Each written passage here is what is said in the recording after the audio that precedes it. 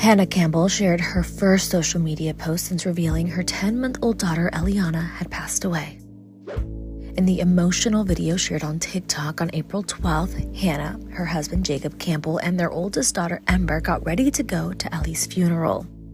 The video is set to Andrew Day's song Rise Up and shows Hannah laughing with her eldest daughter before she goes and does her makeup in the mirror and gets changed.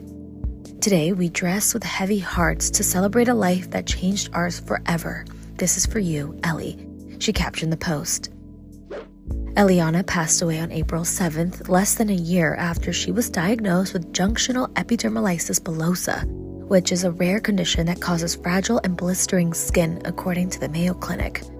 Hannah started documenting her daughter's journey with Jeb weeks after she was diagnosed with the condition and provided updates until her death.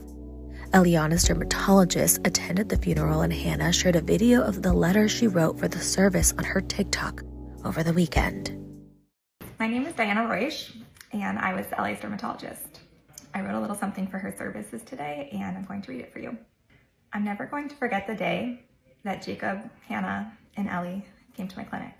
Eliana was 7 weeks old, and they drove 4 hours from Brewer, Maine, to come see me at the University of Massachusetts Memorial Health in Worcester, Mass.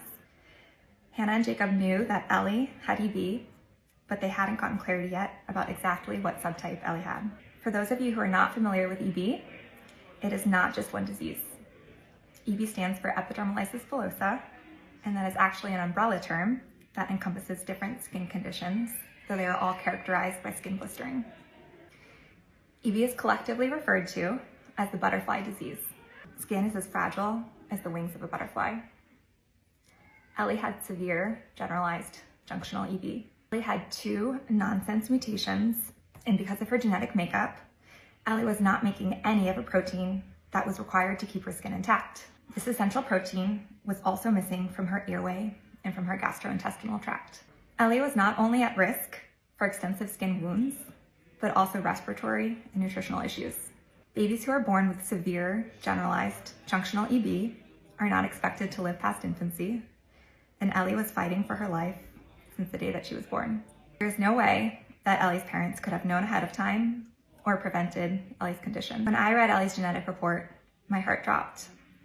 How do you possibly break this news to the parents of a newborn? And on Jacob, I didn't always feel like I knew the right or the best thing to say to you at every moment, but I tried my best, and I think about you often. You took every new piece of medical information with grace, and you took the absolute best care of Ellie.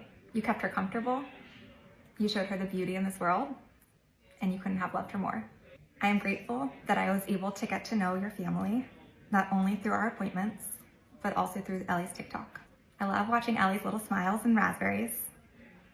I love watching her older sister Ember's dance moves. I love watching how Ellie's mom and dad show up to support one another. Ellie has inspired me to keep learning as much as I can about medical care for patients with EB and to engage in research with scientific collaborators to help find better treatments.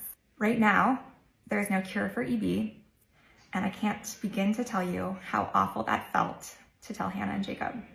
There was nothing that Ellie's parents could have done to change what happened. The encouraging news is that I do think there is hope on the horizon as science and gene therapy advances. We're not there yet, but in the years to come, I think we can get there. Thank you to everyone here who has loved Ellie